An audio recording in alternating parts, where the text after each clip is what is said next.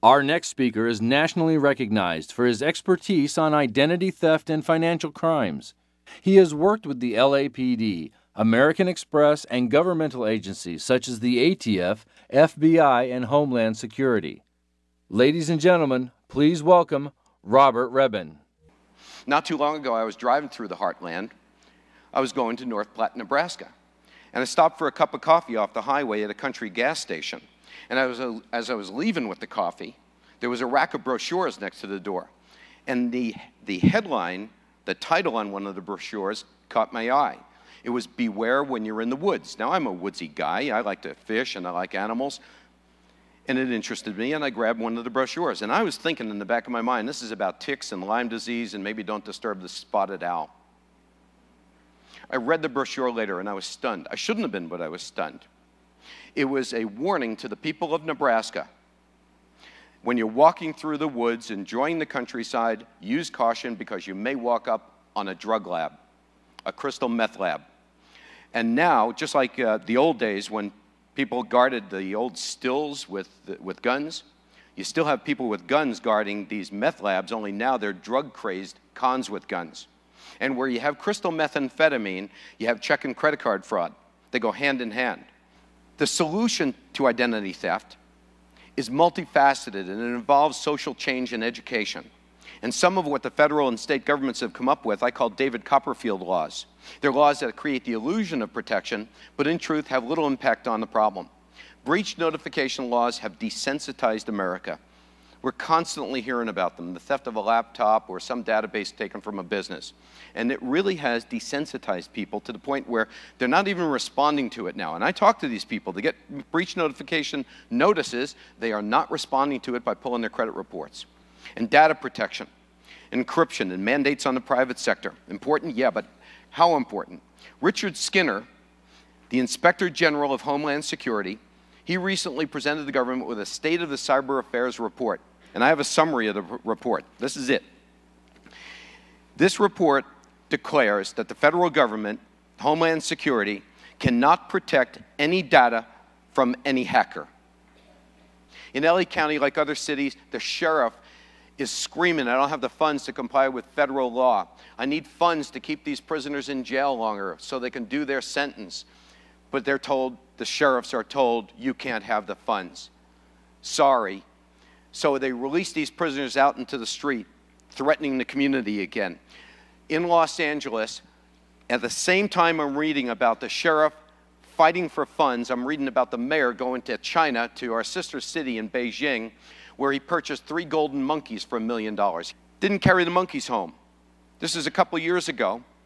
They still don't have the monkeys. He couldn't take them home because he had to assure the Chinese he'd provide the right habitat so the monkeys would be comfortable, so they'd be treated correctly while they're here. It was a $4 million project. Actually, the whole package is up to $8.5 million, and we still don't have the monkeys in Los Angeles. But I guarantee you, when those monkeys arrive, they're going to be locked in a cage. They're going to be given a delicious, balanced diet. And there's going to be no early release program for them, is there? We've got our priorities wrong. Keep the prisoners in jail, free the monkeys.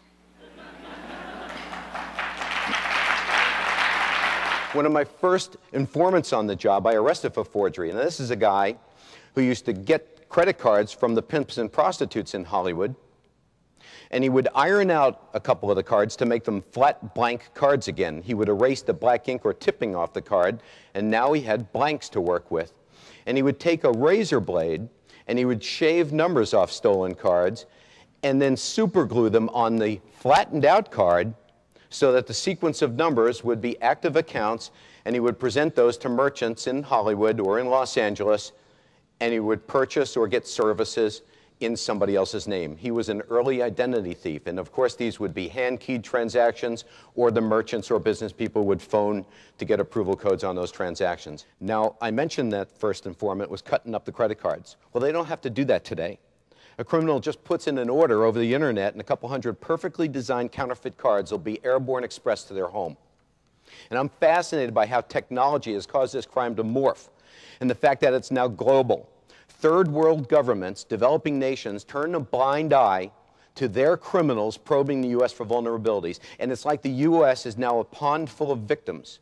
And know this, that day and night the Chinese government sanctions hackers, professional hackers, to probe the U.S. government and business systems, attempting to take anything of value, including unprotected research papers and intellectual property. We've codenamed this attack Titan Rain. Now, Titan is one of the moons of Saturn, and Titan has a poisonous atmosphere, and that's the reason that the federal government, the people that are trying to stop this intrusion, named it Titan Rain, because it is so poisonous to our economy and to big business. All of the college campuses have been hacked.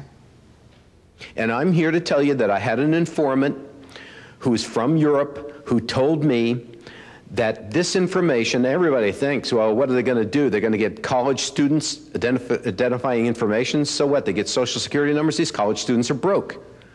They're not going to be 10 years from now. They're the professionals of the future. They're the doctors, the lawyers, the professional people. They have all of this information. These databases are banked, and all this information is going to be used later.